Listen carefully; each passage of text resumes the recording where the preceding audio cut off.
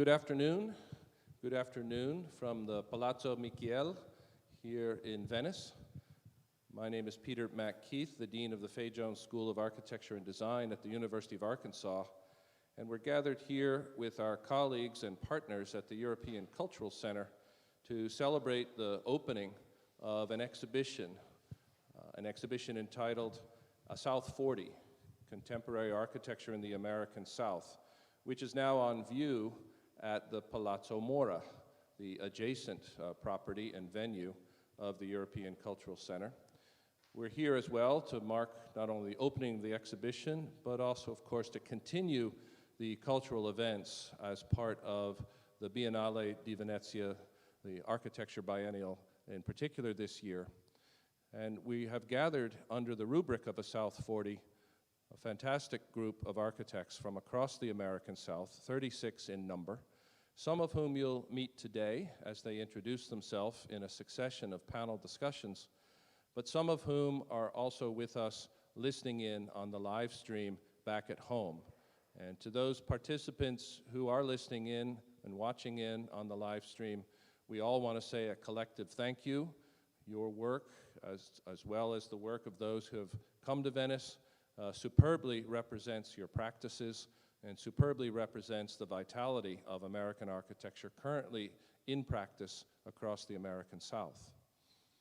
Before we begin with a moderated discussion of two sessions, I want to thank further not only our partners here at the European Cultural Center under the leadership of Lucia Pedrana, but also the faculty and staff and students of the Fay Jones School of Architecture and Design in Fayeteville. Equally, I'm sure my colleagues in the participating practices would want to thank each and every one of their staff members, as well as their extended families in the production of their work to which they are committing their lives. We're very grateful for all of our participants' commitment to the process. We're grateful that about a third of our 36 participants could gather with us over the last several days. And again, we're here to have some conversation, opening up hopefully more questions than really providing conclusive answers as to what it is to practice in the American South in the contemporary moment. I'll refer everyone to our website, www.asouth40, all one word, .org, where you can see much of the firm's work represented there, and then as well alert everyone to the coming presence of this catalog that I hold here to my left, a South 40 as well. If you're interested in the catalog, please let us know at the Fay Jones School. We'll try to make sure that you get one. Certainly all of our participating firms will have them as well. With those formalities aside, I'd like to turn to the subject of the exhibition, as well as of this two-year effort to bring the exhibition to being, which is to say, what is it to be in practice in the contemporary moment in the American South? With that, I'm going to provide a prompt to our participants here with me on the stage, and it's a prompt that comes from a writer in Nashville, Margaret Renkel, who regularly writes opinion pieces for the New York Times, really reports out of the American South. And she's recently published a book, Waiting for Graceland, which is a compendium of those reflections. Margaret Renkel had published an essay, one of her New York Times essays, some time ago, which posited the question of what is it to be a Southern writer? And for our panelists here over our sessions, I'd like to begin with that prompt in transposing the word architect for the word writer. As Margaret Renkel says, people here can hardly help loving the hands that rock their cradles or the landscapes that shape their souls. But I doubt there's a single writer in the South for whom life here isn't a source of deep ambivalence. And yet all the writers I've mentioned had opportunities to leave. Many actually did leave for a time before returning to stay. It has made me wonder, what if being a Southern writer has nothing to do with rural tropes or lyrical prose or a lush landscape or humid heat so thick it's hard to breathe? What if being a Southern writer is foremost a matter of growing up and working in a deeply troubled place and yet finding it somehow impossible to leave, of seeing clearly the failings of home and still the beauties of home, and nevertheless refusing to flee. We'll put that forward. I've asked Mark Manack of the Charlotte, North Carolina, and Fayeteville, Arkansas practice silo to begin with a response to that, and then we'll move across our panelists. Mark, if you would. Thanks for the easy question, Peter, or the easy prompt, I should say. I think that issue of choice is really an important one, that even though we have the South is complicated in many ways, we choose to live there and we choose to advance, all of us here, an architectural project that is optimistic, progressive, even in some circumstances avant-garde, and we're doing it in this context where we have, many of us are dealing with projects that don't have a lot of resources, oftentimes for clients whose expectations are for us to merely deliver professional service, let alone design excellence. And, you know, I think it's, for us, it's, and I would defer to my colleagues in many ways who have practiced in the South a lot longer, but it's the greatest opportunity for creativity that we've had in practice, because you have to deal with so many things at once. And so the difficulties are actually, for us, the greatest site for experimentation. So we tend to look at it as a really a great challenge, but also a source of great opportunity. And, you know, for us, I'm so happy that we practice there every day, because we get to do such interesting work for such interesting people in really unexpected places. And yeah, so it's I guess to say it in one word, it's just inspirational.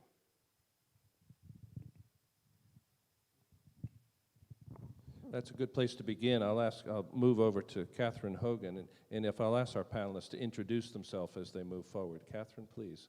Hello, I'm Catherine Hogan, and our practice is in Raleigh, North Carolina.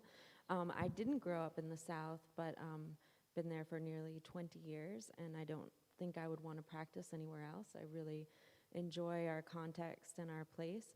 I think it's really interesting to look at all of the firms. I think we have similar issues that we're working with, but all of our work is, you know, it's so different, which is really interesting. And I think we're really grounded in our context of place as well. For us, we also don't have the same resources as the larger cities, but I think we all have to be very creative within that context, and I think constraints probably make us even more creative. For us, our practice, we build as well, and I think that has really helped our firm and really allowed us to hold on to the design intention and not have that be lost throughout the process. So although sometimes we say we don't want to build anymore because it's not always easy, I think it just gives us these incredible insights, and we're really working closely with the makers of our place, and I think that gives you additional insights to being in the South, and I think that's really important to our practice. Good. Thanks so much. I think we'll move back to the other end and ask Marlon Blackwell. Sure. Marlon Blackwell. I'm principal at Marlon Blackwell Architects in Fayeteville, Arkansas, along with my partner, A.T. Blackwell, and 25 others who are you know, slugging it away every day in an optimistic way. I like what was said before about optimism. We see ourselves living and working in a wonderland in many ways. Again, a place of real natural beauty, and at times a place of real constructed ugliness. But I don't know if that's specific to a region or not. If I go across the country, I think I can find that about anywhere. You know, the best writers that I know of are those that deal with the particulars of their language, the particulars of structure and such, make really great writers, and particular Southern writers who deal with particulars, the specifics, the details, the nuances of culture and food and landscape, and just the slight nod of a head or the gait of a walk or whatever. And that's what we're involved in many ways, is getting below the surface of our place to understand the underbelly, because we believe that's where culture really exists and gives us the opportunity to interpret possibilities, not just seeing only what we've been trained to see as positive, but actually taking what is often overlooked in these places, in these landscapes, in these contexts, where there is often more space than form. I mean, one of the things as a Southern architect, we deal with the horizon a lot. We deal in the round. We don't have density necessarily on our side. So we have to deal with all sides of a building, in effect. So, I mean, but the idea there is this getting beneath the surface really puts us deep into the community, I think, and begins to take more of a bottom-up process about how we work, and really informed by the people that we engage in their aspirations, and really seeking in the spirit of optimism to emplace a modernity, a kind of optimistic form of architecture in places where you would least expect to find it. That, I think, is very positive in its ability to produce a tension between what exists and what could be. And I think we've had great success in elevating the everyday lives of people by entertaining that possibility. Again, not where you would expect it. And also in the spirit as well that architecture should be available to everyone. And I think in the South there's something about that, no matter the history, the conflicted history of class and economics and those kind of strata. The idea as an architect, I think, today is to connect through all of those strata what we do as valuable and important, and something that can improve the lives of anyone, anywhere, and really at any scale. So that's what it means to me right now, anyway. Thanks. I'll ask Andrew Wells to pick up the discussion from here. Sure, thank you. I'm Andrew Wells with Dake Wells Architecture. We have an office that began in Springfield, Missouri, and now kind of another presence in Kansas City. And I think, for my partner and I, Brandon Dake, who's here, he and I both grew up about 100 miles from where we practice in Springfield, and I think we just tend to identify with the people of the place and kind of this tendency towards pragmatic solutions to things. And we've found a way to kind of use a really basic pragmatism in solving people's problems architecturally that leads towards a sense of poetic solution. So, and I agree with Marlon. I think that's rooted in an appreciation and understanding that, good design is deserved by everyone. So, like a lot of people here, I think, Brandon and I both had opportunities to leave the area and just ultimately decided to stay because there's, I think, a real need for really good work to happen in these kind of remote places. So I think of when you think about writers, the excerpt that we used for our exhibition was a quote from Mark Twain's Huck Finn, and part of that is because Twain was a Missourian, and but Mark Twain kind of straddled this line between the highbrow and the lowbrow, right? And an intellect among those that are perceived as uneducated. And I think that's kind of the root of a lot of the way we think about our work is, we try to surprise people with something that's maybe unexpected or another piece of meaning that is deep underneath. And if they discover that, that's fine. And but if they don't, that's okay too, right? So, so I think it is. It's been a real blessing and to practice in the place that we practice, and I think we've also tried to provide a place in our area where other students and graduates from programs can also contribute to that same kind of design culture in the South, or in our case, you know, a little bit north of the South, but yeah. Thanks very much. And I think last, at least in this first series of responses, Steve Dumez. Please, Steve. Thank you, Peter. I'm Steve Dumez, principal with SQ Dumez Ripple. We're a firm in New Orleans, and it's been interesting to spend a little bit of time here in Venice thinking about, talking about Southern architecture, in particular about our practice within a city like Venice, because I think there's some interesting similarities in that we're both incredibly historic, beautiful places that are very much at risk. And I think our practice deals with building in a place that has tremendous beauty, but also a fair amount of inequity. And I think our practice in particular is interested in the ways in which we can develop an architecture that embraces our community and really works to serve the broadest spectrum of individuals within our community. I think that culture plays a significant role in that. I was born and raised south of New Orleans, so I'm from the place. But we have a fairly diverse studio, a number of principals. We have 50 staff in total, and they come from a lot of different places. What draws them, I think, to New Orleans is an opportunity to make real change in people's lives. So it's not so much the work that we do in terms of the way in which it looks, but it's the way in which it works. It's the way in which it solves problems.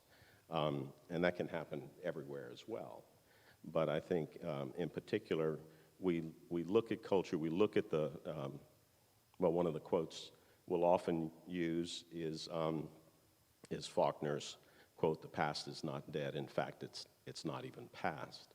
I think that there's a continuity of history and an understanding of history and culture that we reinterpret. But it's important to understand the way in which that architecture developed and the way in which we can inflect it to the future. So, you know, we say in New Orleans we sort of have a front seat to issues that everyone's dealing in terms of climate. And in that regard, it's really important to understand the way in which vernacular architecture responded to that. But we practice in a different time and place. And so we have a responsibility, I think, to respond in a way that really addresses those issues of community, equity, and inclusion. Thanks again for taking on a challenge from the start. I think it's important to note from the start that whether we speak of beauty or we speak of ugliness, we speak of community, we speak of climate, that there are challenges to be faced, and some of them are the geographical challenges or the climate-based challenges, but some of them are also the societal challenges too. And I wonder if I could ask each of our panelists to in a way, identify an architectural approach or an architectural means by which you would propose that you are attempting to address some of those challenges. We have to ultimately, in a sense, talk about this at the same time as we propose the value of architecture and the principles of architecture, but its purposefulness too, I think, needs to be addressed within the complicated South, as has already been identified. Steve, would you mind beginning? You brought it up, I think, almost explicitly in your commentary. Well, yeah, that's an interesting question. I mean, I think Marlon made the comment that oftentimes, or maybe it was more, working for clients that aren't necessarily looking for architecture, are looking for beauty, and aren't necessarily asking those questions of us. And I think that when we do projects, whether they're private in nature or public in nature, there's an opportunity, I think, for any of those to give back to the public in a broad way. So we seek out opportunities in which we can do that. And I think that's a way for us to look to contribute to a stronger sense of community. I don't know that there are any particular kind of architectural gestures, if that was the question, that I could put my finger on. I think that, for the most part, the notion that we are looking at ways for projects to give back broadly and to create opportunities for engagement. I think our work, our most important work is when we really engage the public in a conversation. And we often do that whether it's a requirement of the brief or not. And I think those projects are where we are able to have the most impact because we are understanding broadly the needs of the community.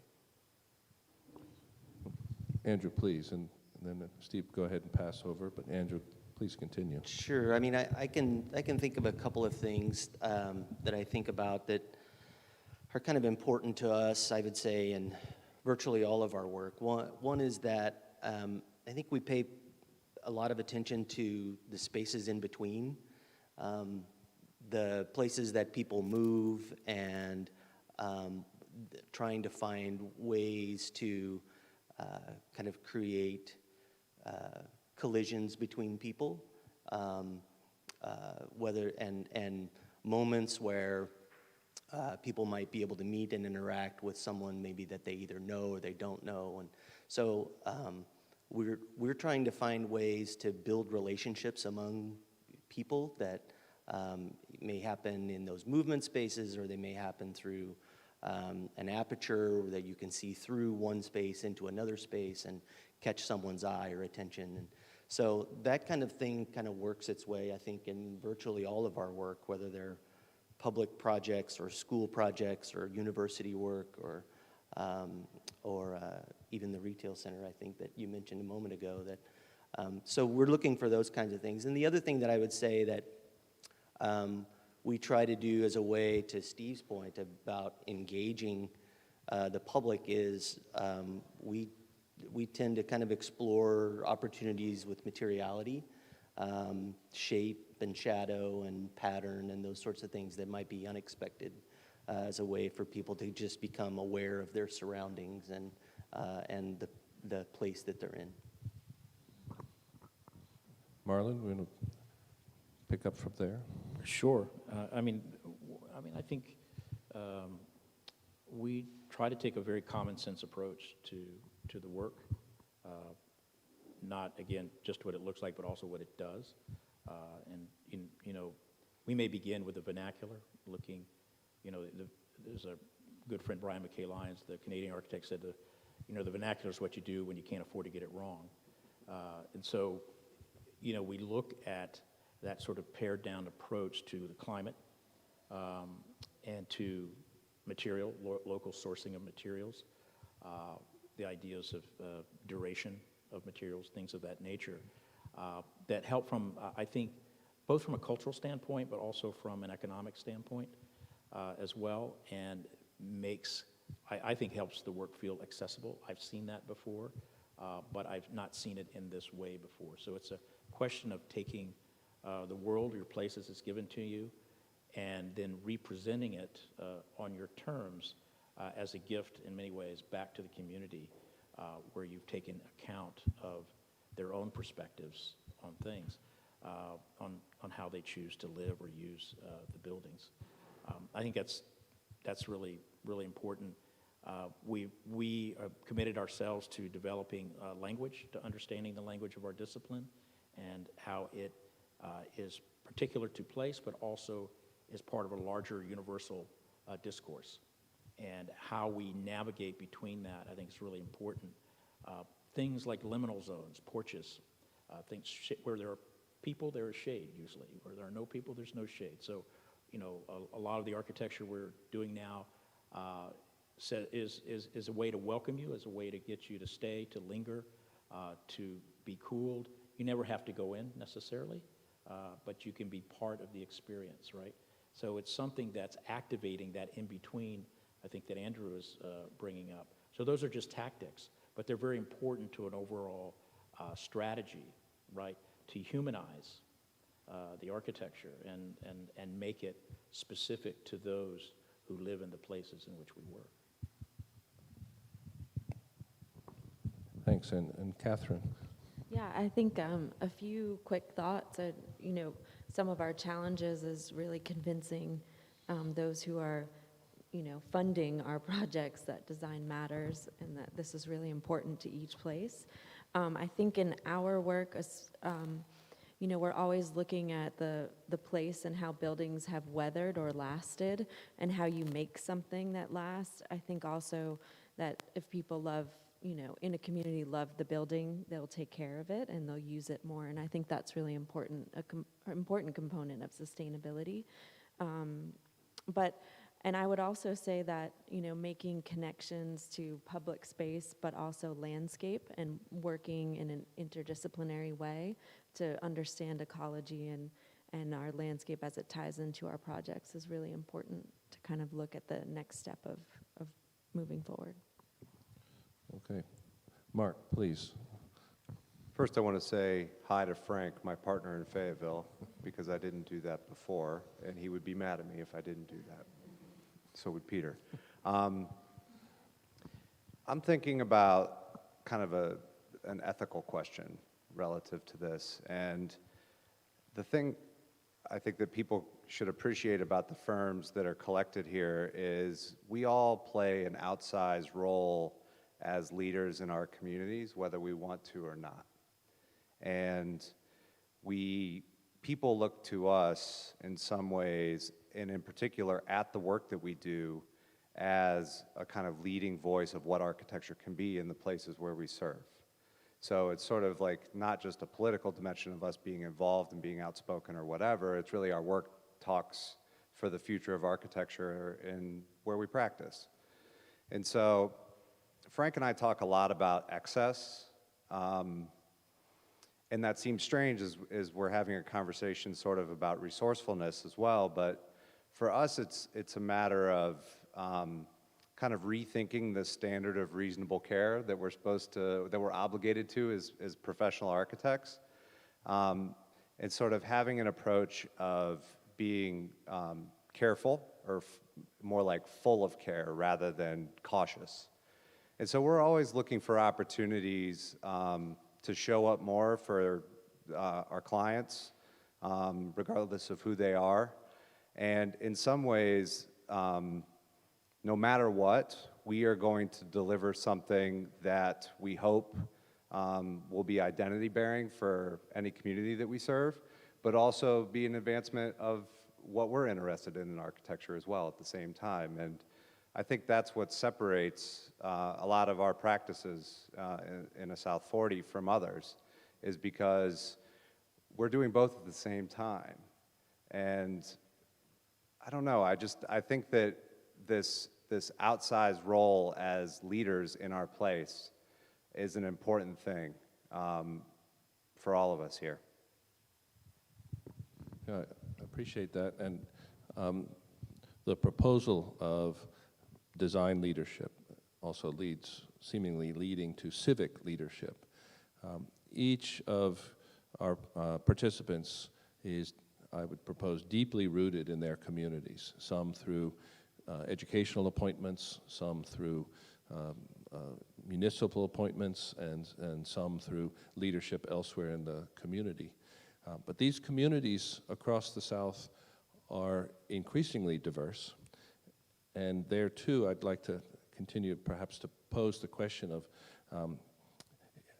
how do you approach the engagement, to use Steve's word, in a way that is sensitive, without condescension, and yet still productive.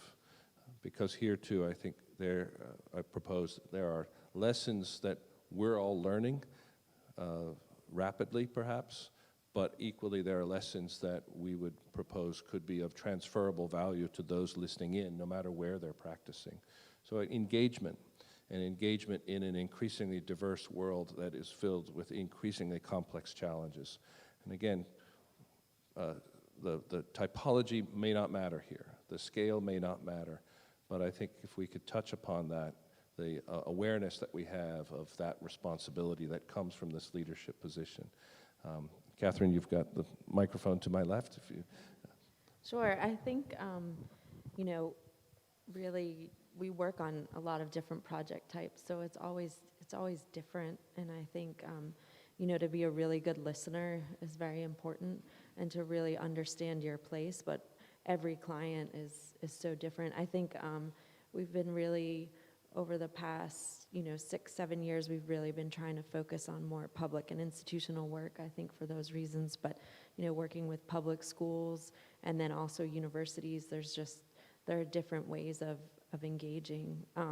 When I moved to North Carolina, I worked for a nonprofit architecture office called Design Corps, and I worked with a group, and they kind of came back again 12 years later, and we're getting to do some really meaningful work with them. But I think that you can seek that out, and then you can also, as you start making connections within a community, those types of projects happen. So. Good. Mark, maybe you can pick it up, and then we'll pass the microphone one more time. This is our last opportunity for commentary. Well, I better make it good then. I'm fortunate to have an academic position at UNC Charlotte School of Architecture, and built into that is the chance that I get to mentor aspiring architects constantly. And I think the way that I tend to treat them is to sort of seek out those opportunities to make a difference in whatever way that is. I tend to lead by example because I have a practice, which is, I'm also fortunate for that. But I think the example that I like to set to my students is less about what I say to them, more about what they see me doing. So we've spent a ton of time working in communities doing design build. They see me out there swinging a hammer sometimes as well. And so I tend to take on a lot of projects in the practice pro bono.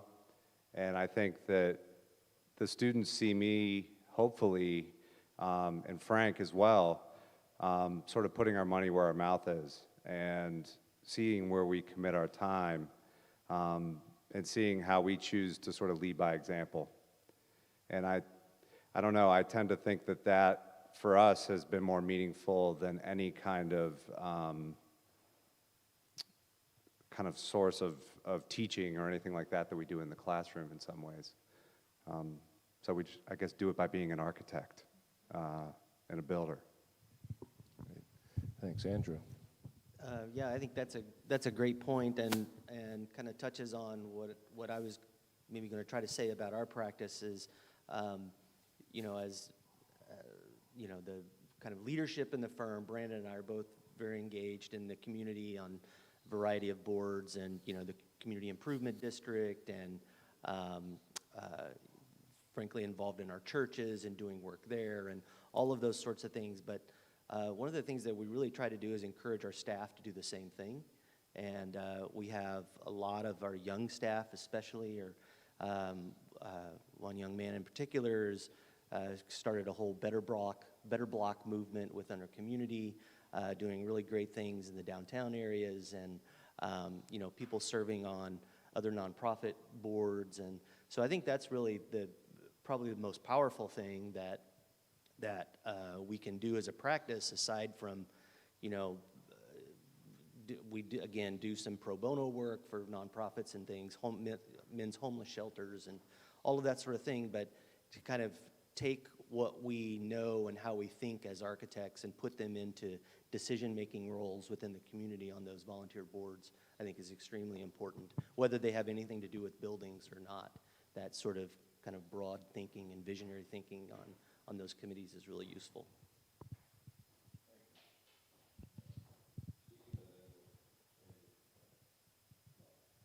Well, to build on your point there, our founder, Alan Eskew, my late partner, felt as though architecture was much more than just about doing buildings, that really the practice of architecture was an opportunity for civic engagement. And he spoke about that and made certain we as young architects, and then we as we hope to transfer to the rest of the firm, understand that there's a critical importance to be involved in community. And by whether it's civic endeavors, whether it's professional endeavors or education, there's an expectation of contributing time and energy outside the firm.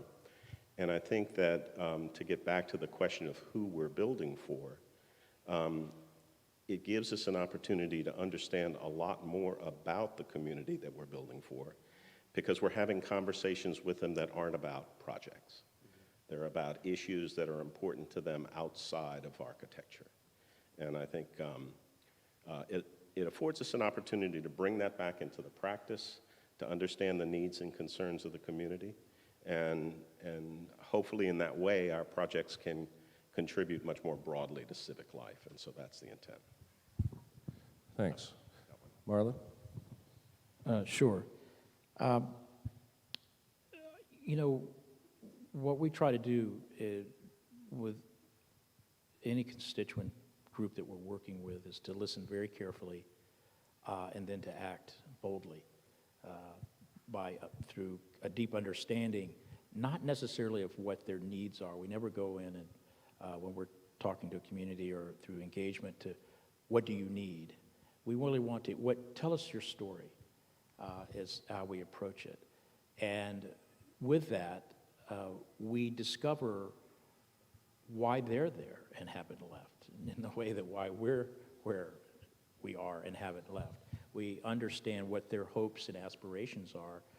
And again, I agree with you, Steve, not just relative to the building project, but in life in general, in which you can then use to draw inspiration from. And in that way, you don't have to get into conversations that it needs to look like this or be this or whatever. It is what it is, and it does what it does as an interpretation, a faithful and sincere one, of the hopes and aspirations that they presented in their stories. And really, you're extending that story in some ways with what you're making. At the same time, we're not afraid to be irritants. And what I mean by that is in the spirit of Elvis Costello when he said, my goal is life is to be an irritant, which is to remind people that everything's not okay. And we're all right with that too, is to create some friction, to begin to suggest that the benchmark for reality, which for most people is what they're surrounded by, can be altered.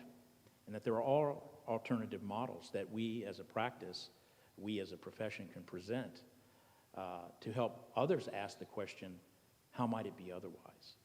And I think that's really important, and it's not just for the elite few, but that's a question that we want everyone asking, no matter what walks of life they're from. And so that to us is, I think, how we try to engage, in a sort of ethical and principled way to advance the work and the mission of what we do, which is simply that architecture can happen anywhere for anyone.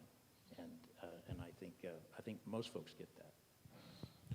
Well, thank you, and in thanking you, I want to thank all of our panelists. We have a somewhat compressed schedule here. We're going to take a short break, but before everyone departs, and we'll come back in about 5 minutes, having reset the stage, I want to perhaps just amplify what you've just said a bit. Explicitly, I say to our students, and I think explicitly all of you, as we've discussed things in the last several days, we realize that we are living in a moment of multiple challenges, if not crises: public health, economy, environment, social and racial crisis. Architecture has a role to play. It's not the only role, but it has a role to play in this.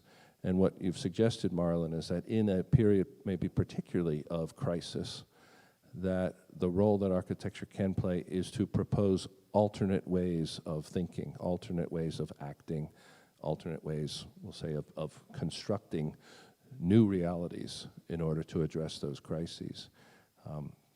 These are ongoing questions, and I think we're gathered here in the spirit of asking ourselves these questions and of proposing to anyone listening in, students especially, that is the role to be played through architecture, is the asking of better questions in order to propose better resolutions to the ongoing crises that we have, and not to shy away from them, not to not discuss them. And this is the spirit of the exhibition. It's an open-ended exhibition. We say it's a South 40, but it could be a South 50, 60, 70. The vitality of practice across the American South is such that we'll look forward to further iterations of it as we move forward. I do want to go into break acknowledging two other partners for us in this enterprise besides the European Cultural Center. We have worked very closely with DOXA Design in Fayeteville, led by Tim Walker. We also have, many of us relied upon the superb photography of Tim Hersley, not only Tim, but many other great photographers across the South. But we've had a great partner as well, the literary journal, the Oxford American, based out of Central Arkansas, and we're very grateful for all of these partnerships, all of these alliances and collaborations. And with that, I'd like to thank our first group of panelists, invite everyone to return in about 5 minutes. We're going to go to a static image now, reset the stage for another group of discussions as we move forward through this South 40 symposium. Thanks very much for tuning in, and thanks very much to our participants. We'll see you back here in about 5 minutes.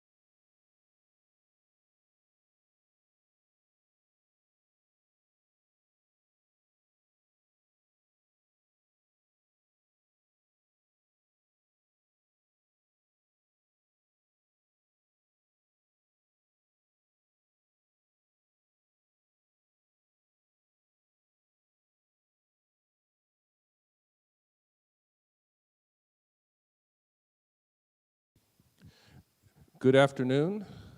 Good afternoon from the Palazzo Michiel here in Venice. Good afternoon and good morning, in fact, to all of you joining in on our live stream. My name is Peter McKeith. I'm the Dean of the Fay Jones School of Architecture and Design.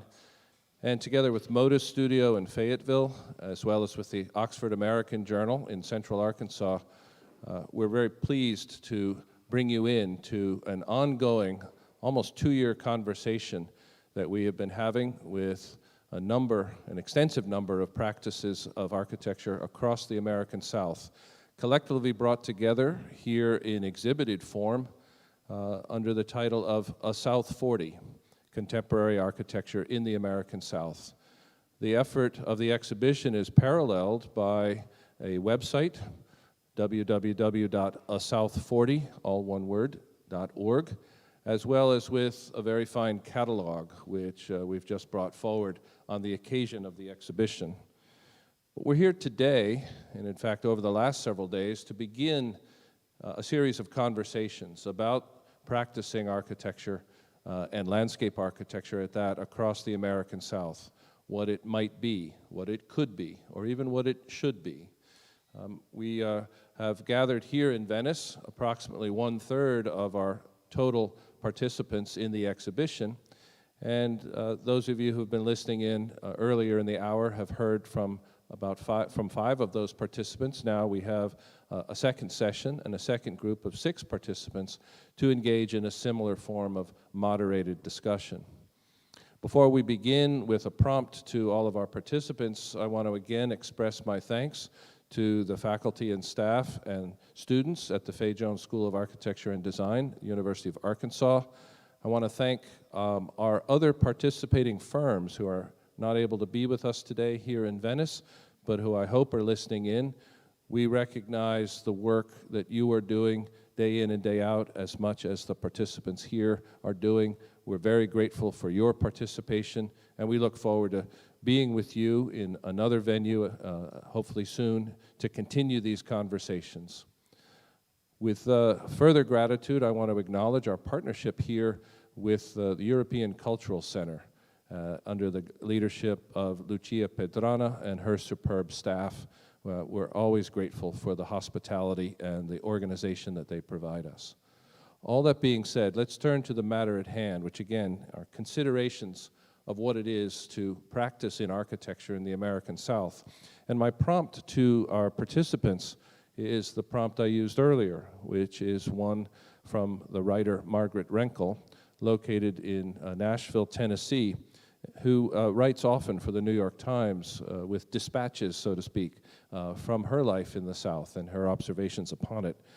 And Ms. Renkel has commented upon the condition of being a Southern writer, and I'd like to ask our participants to think in terms of what it is to be an architect in the South, transposing one term for another. As she writes, people can hardly help loving the hands that rocked their cradles or the landscapes that shaped their souls, but I doubt there's a single writer in the South for whom life here isn't a source of deep ambivalence. And yet all the writers I've mentioned had opportunities to leave. Many actually did leave for a time before returning to stay. It has all made me wonder, what if being a Southern writer has nothing to do with rural tropes or lyrical prose or a lush landscape or humid heat so thick it's hard to breathe? What if being a Southern writer is foremost a matter of growing up in a deeply troubled place and yet finding it somehow impossible to leave, of seeing clearly the failings of home and nevertheless refusing to flee? So with that in mind, I'll turn to Allison first for a first response. And if you would, as we move through, introduce yourself, your practice, other participants in the practice that you'd like to do so. Allison, thanks. Thank you, Peter. Allison Anderson from Unabridged Architecture in Bay St. Louis, Mississippi, here with my partner, John Anderson, partner in life and work. So I am a 7th generation Mississippian, but I didn't grow up there. And I had a lot of choices of where to live, and I chose to move to a place that always held great memories for me, and a place that was filled with family. So when we would come to Mississippi from Honolulu, which is a very different kind of culture, we would be so intrigued by the kinds of stories about people and place that our grandparents and our aunts and uncles and our cousins would tell us. And that, to me, really, probably more than anything, was my introduction into the idea that architecture also tells a story of people and place and finds ways that we tell that story to the future. Mississippi is a very difficult place to do modern architecture. I'm sure that everyone on this panel can understand that and agree with that. We're all fighting a bit of the burden of history that we've inherited. There are many struggles in the state. There are struggles that are economic in nature, but more so there are struggles that have human dignity at their root. And I think that that's really important for our architecture to begin to address and redress.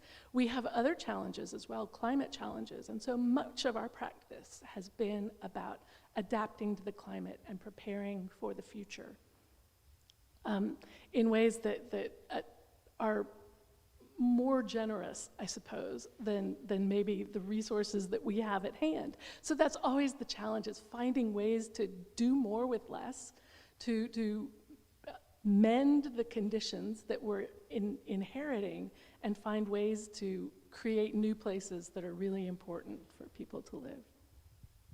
Thanks. I'm going to move to the far end, and either way, you can start right in, Martin. That's Martin Smith with Ecological Design Group, and business partner Tanner is here with our firm, and we are actually located in 3 different locations in Arkansas. I'm from a little place called Bird Eye in the Arkansas Delta, in Wynne, Arkansas, and Tanner is in Little Rock, and we also have an office in Rogers. I think this is a very touching for me, because I literally spent 20 years of my life trying to figure out a way to get out of that place, Arkansas Delta, and then I spent the next 10 trying to find a way to get back. So I've been back for 14 years, living in a home that was built by my great-great-grandfather in 1903. 5th generation, my kids were 6th generation, so it's very touching for me as far as what that place is. The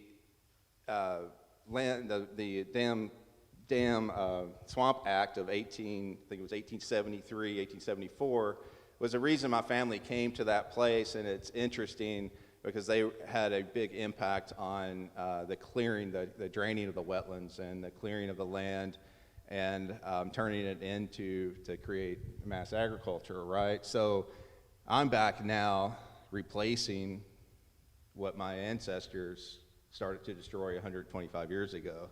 And the federal government, pays you to do that now. So bringing the wetlands back into the agricultural land. And then I also have a 16-year-old son that's an organic farmer. So it's very touching to me, and the sense of that place, of the Delta, for me, is it has become kind of an iconic landscape, but that's not the landscape of the original ecology of it. And as our firm, as we think, we break down the political boundaries and as far as like state lines and county lines and the economic boundaries, which are created. And we look at things in ecoregions. Arkansas has 8 wonderful, unique ecoregions that each have a culture that's tied to each one. And when you do that, those ecoregions start to break across those state lines into Mississippi. We have the Mississippi, the Mississippi floodplain, or the Mississippi Delta, Arkansas Delta, it's all the same. It's divided by the Mississippi River, but we're all the same people, same culture and place. So that's very touching to me, and it's very happy to be here and to discuss that. Thanks very much. I think it's important to, again, highlight the presence of a landscape architect in the midst of this, and as we continue to grow the South 40 family, let's say, I'm going to look to you and Tanner to recruit other landscape architects into the overall endeavor. We cannot talk about maybe any region, but certainly this region, without talking about the landscape. So thank you for being here. John Folan, if you would introduce yourself and talk a bit about, at least in response to the initial prompt. Thank you, Peter. My name is John Folan. I'm the head of the Department of Architecture at the University of Arkansas, and I'm also the founding director of the Urban Design Build Studio. I'm a recent transplant to the South, arriving in the fall of 2019, and have been involved in extending the work of the Urban Design Build Studio as it made its transition to the South. We are a nonprofit organization that's predicated on participatory design processes and engaging the public in having an impact and empowering them to have an impact in the trajectory of their own future through design and design process. So for me, becoming acclimated to the South has been a process over the past 2 years, even in the midst of the pandemic, which has been presented certain challenges, but has afforded the opportunity to get to know people, particularly in the state of Arkansas, from 5 distinct regions. And I think we talk about states, and there was some discussion about characteristics of regions that may not have political boundaries, but have a geological boundary or geological origins. It's been interesting to identify stakeholders in each of those 5 regions of the state and identify students, because we engage students in the work, who are from those areas and have an intense interest in addressing the challenges that each one of those face. I think it's been mentioned a couple of times in the prompt for the South 40, the request to identify a poet. For me, Miller Williams has always been a significant poet, and specifically because of where the spirit meets the bone. I think, Allison, you were talking about coming to a different location from very different perspective. I think Williams in his poetry, although it's uniquely positioned in the South, talks about fundamental human condition that can be experienced everywhere. And I do think that in what's written in the prompt starts to talk about people. It's really about people, human dignity, and I think that's the place, and that's really what establishes people's affinities with location and allows authentic work to emerge. Thanks. We can move, I think we'll move over to Doug. Doug Stockman, principal with Helix Architecture and Design, and I'm here with my partner Jay Tomlinson and a couple of our esteemed associates, Aaron Stork and Jacob Palin. I suppose this is a panel of transplants, I guess. Kansas City, Missouri, which sort of sits on, for most of you who probably already know, the state line of Kansas and Missouri, and we have this conflicted identity between the 2 states that are often, sort of warring and at the same time sort of locking arms and trying to find a way forward. It's not my original home, as I said. It's a transplant by way of really spending a lot of time moving around a lot to different environments and different cultures, but it allowed myself to sort of see our place through a series of different lenses, I guess. And when I arrived there post collegiate time, I found a place in a way very similar to walking around Venice, which I feel like is struggling to figure out where it's going to go. And this was about 30 years ago, and the wonderful thing about, I think, what we do as a collective at Helix is, for the past 30 years, has been trying to, as architects, help our city find its new identity. We were established as the cow town, the big cattle industry of moving beef in and out of that area to the east and all parts of the country. But since a lot of our industry has dissipated, and we're in the process of reinventing that, and I think through our work, we also found a lot of that archaeology in the form of architecture, and have also been trying to repurpose that, identify places where we can create new, all in the context of the urban fabric. And so it's been extremely rewarding to, while be tempted, again, to move away and go to the places that have a little bit more shimmer in our industry, really, the opportunity to do what we've done over the past 30 years and continue to do is pretty rewarding. Thanks very much. I think Chris, and then we'll ask Roy to work at least a final to the prompt. Sounds good. Chris Barabo with Modus Studio in Fayeteville, Arkansas, and I'm joined by my partner Josh Siebert and Jason Wright. Also my wife Leanne Barabo, who's an architect with us, and Carrie Siebert also works at the firm. Fortunate to make this journey and talk a little bit about South 40 that we've been, as Peter suggested, been working on together for some time. I think, at Modus we're sort of under the belief we're driven to create built environments that challenge convention and also have the opportunity to elevate human experience. And I think we do that through a framework of looking at the place that we're from, the place that we choose to call home, the place that we choose to work, and sort of, which is in Fayetteville in the Ozarks of Arkansas, which I think forces us to sort of straddle the natural and the man-made world and try to understand our place within it and the work that we're doing. And within that framework, you're forced to sort of address materiality, means of construction, and the people that you're working for and with. And I think wherever you are, that requires special circumstances and a special lens, way of engaging in the practice of architecture. But to be very specific and have a common sense, pragmatic approach to that is really important. And I think everyone that is here in the way they work and the way that they live. Roy. Roy Decker from Duval Decker in Jackson, Mississippi.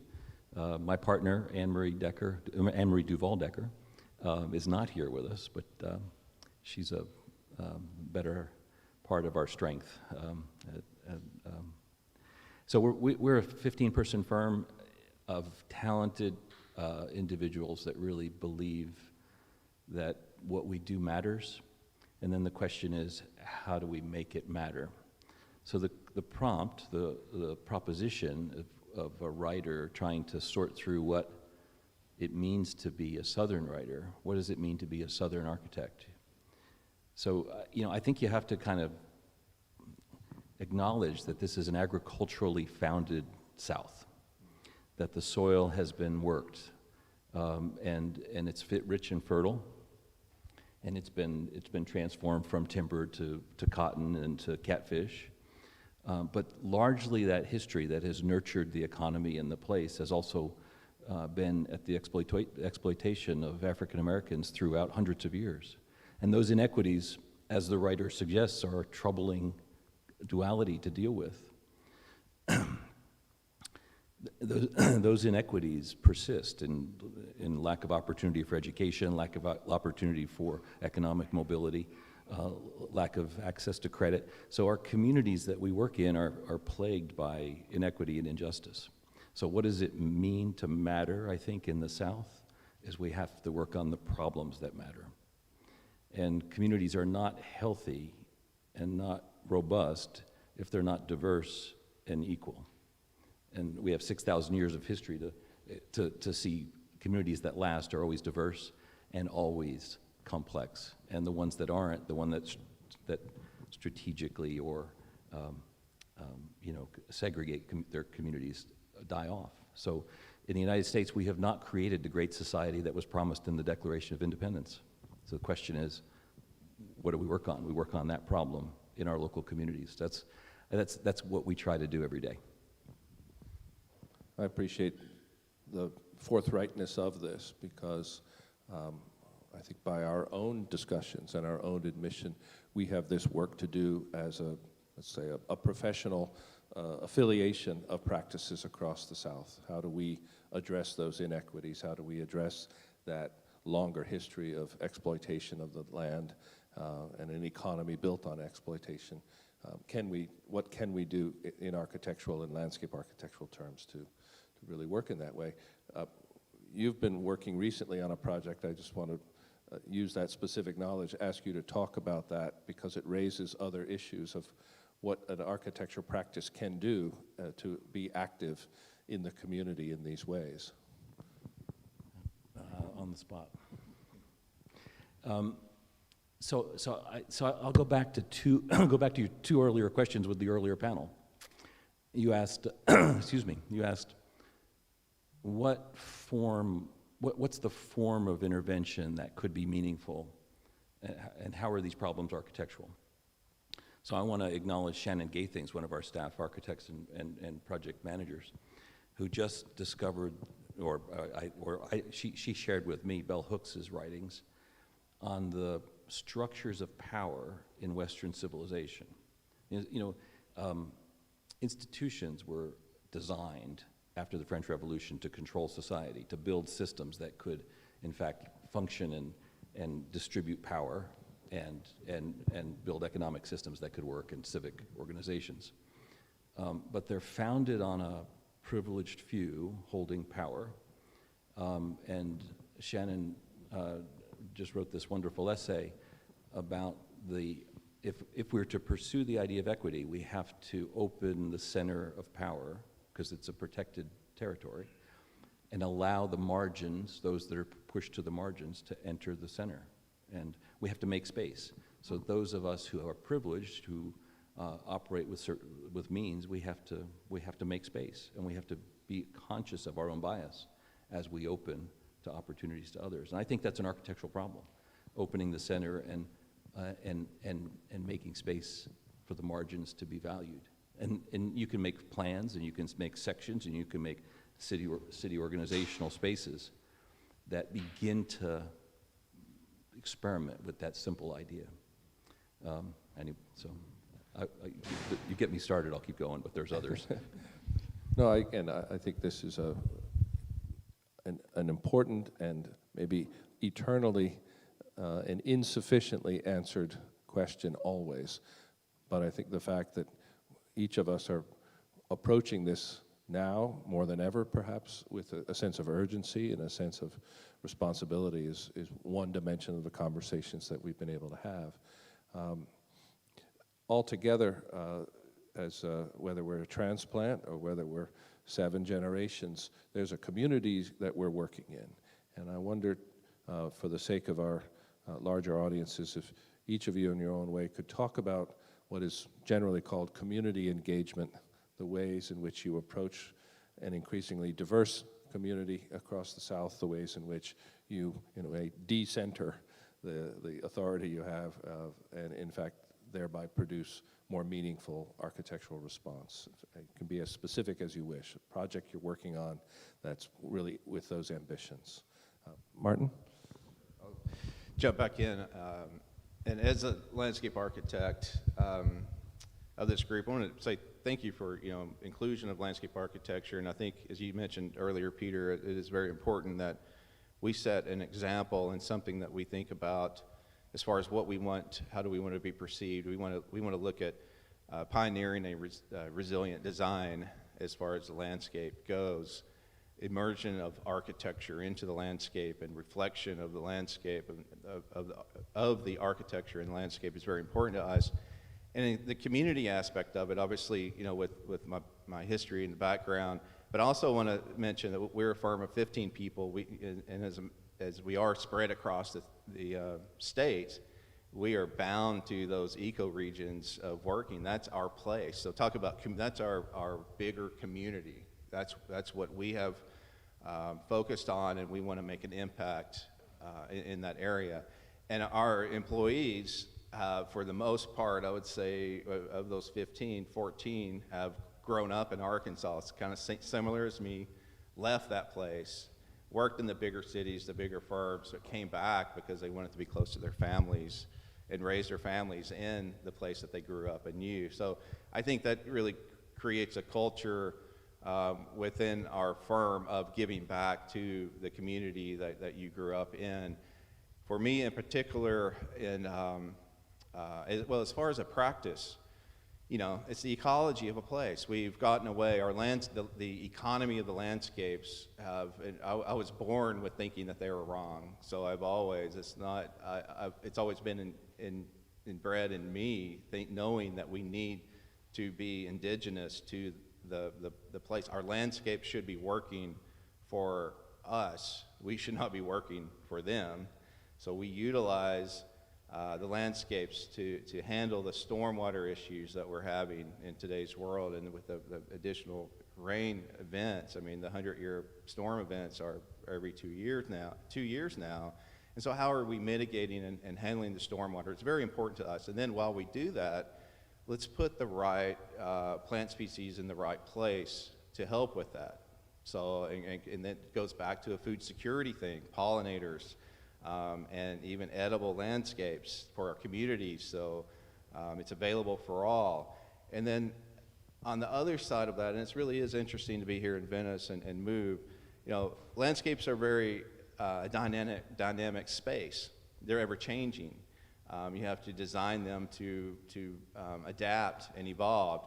But you know, we also design the space, the movement of people through space and plazas, the piazzas, and it's very interesting. They're very, very simple space can provide a very impactful experience for a community.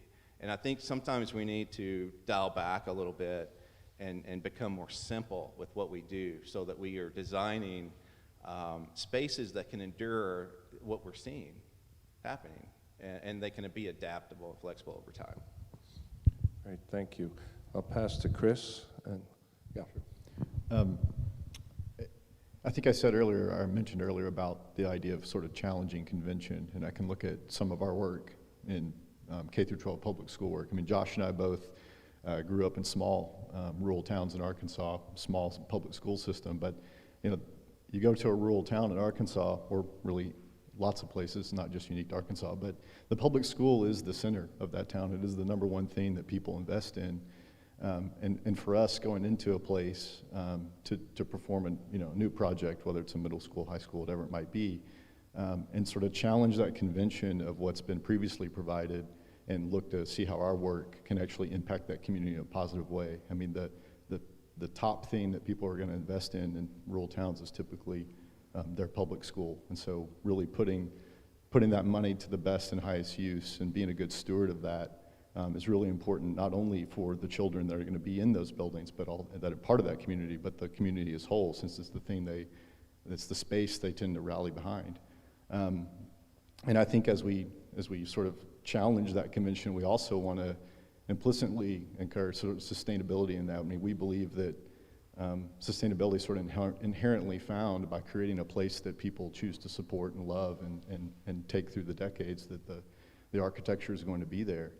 And I think just getting into again the sort of the common sense approach of how to be good stewards in those communities is intrinsic to the work. Like I said, it shows a sense of sort of pragmatic thinking that can also turn spaces beautiful. And I think that's a way in which we impact, because often you go into these places and these communities often, they don't think they deserve good design. They don't think they deserve more thought beyond just the professional service that architects can provide, and we think it's a fundamental fallacy that we hope to be able to improve upon by doing and by the work we're actually producing. Great, thank you. Maybe if we can pass to Allison, then we'll go back to Doug and end with John. Sure. I'm not at all worried about the future of architecture, because I've been in academia for many, many years, and the next generation of architects are on it. I mean, they are completely committed to solving so many of these questions, both the environmental questions, the equity questions. You can hardly hold them back, and all we have to do as kind of an older generation of folks is get out of the way. In many ways, I find this to be incredibly inspirational. Our own work, the best ways that we've found to engage with communities is particularly after disaster. That is the time when communities are most open to possibilities. That's when they have the most fear about the future. That is when they find the most opportunities to engage with professionals.